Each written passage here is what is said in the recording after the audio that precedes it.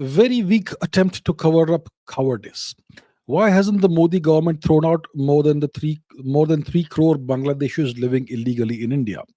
Abhinav Deep says, why is the BJP not doing anything about the Rohingya issue? I don't know how many Rohingyas we have in India, probably lakhs. What what's the point of having a $10 trillion economy, infrastructure, etc., when our next generation will not get benefits because of the infiltrators who have been settled in India? The illegal immigration is increasing, and so on. These are very valid points that are being made over here, and this is something that we need to hold the government accountable to. Look, is it wrong for the people to expect the government to deport the millions of illegal immigrants that we know are living in India? Everyone knows this. You go to any major city, you will find very visible evidence of incredible numbers of illegal Bangladeshis and Rohingyas. We know where the Rohingyas have been settled. They've been settled in Jammu, they've been settled in various other parts of India. Imagine them being settled all the way in Jammu. Why is India harboring these illegal infiltrators? Why? What do we get from it as a nation? It's a burden on our taxpayer. It's a burden on the Indian economy.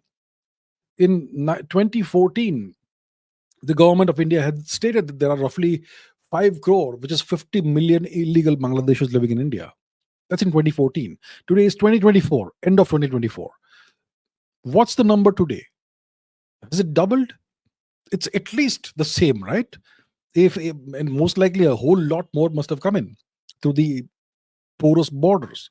So maybe we have 100 million Bangladeshis and Rohingyas living in India. Can you imagine the burden on the Indian taxpayer, the burden on the Indian economy, on the Indian infrastructure? And they will multiply, and they will get all the Aadhaar cards and all the documents. They'll become Indians. And don't you think it's a gigantic problem for India? Why do we harbor these people? And look, the Prime Minister had promised in 2014, when he was the prime ministerial candidate, that he will deport the Bangladeshis. The question is, what happened? Would you like to see evidence of that? Let me put evidence of that, since we are talking about this. Why not? Let me put this video on the screen. Check it out. This is a video from 10 years ago, April 28, 2014. Okay, it's from Times Now. Let's briefly play it. BJP's prime ministerial nominee now has issued a stern warning to illegal Bangladeshi immigrants. Now, while addressing a rally in Bengal, Narendra Modi says that he will send them packing if the NDA forms the government at the centre. 16 मई के बाद ये बांग्लादेशी तीसरा बोरिया बांध के तैयार रखें. Another.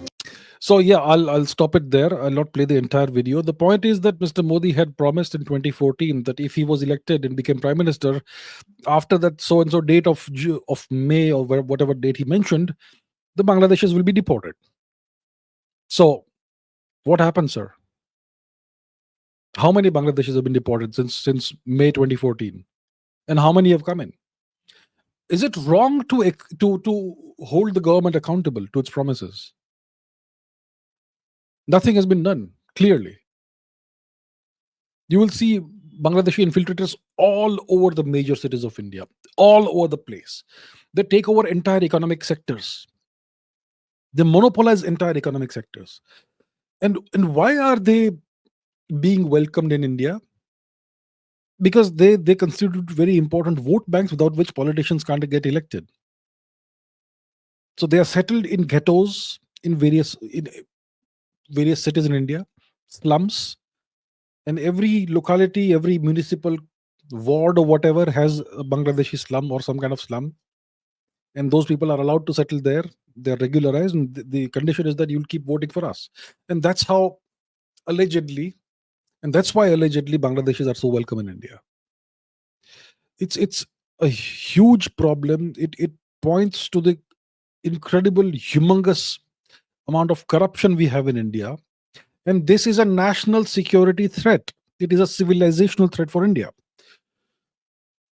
And why has no action been taken the past 10 years, despite promises being made? So, yeah, these are valid questions, and people need to ask these questions. Because otherwise, what's the point of having a $10 trillion economy, $20 trillion economy, becoming a Vishwa Guru, becoming a superpower? What superpower? What Vishwa Guru? When you are compromised from within. 100 million. I mean, it's larger than the population of most nations. And they are not pro-India. They are in no way aligned with India's cultural or civilizational values. They are in no way aligned with India's national interests. And we are harboring them on our territory, on our soil. On our soil. I just don't get what's happening. I just don't get it. I don't know what the government is doing, what the leadership is doing. What have they been doing for the past 10 years? Are they so helpless that they can't take any action? Then what's the point of growing the economy then? If you are building the economy and creating infrastructure for these people and their descendants? I don't get it.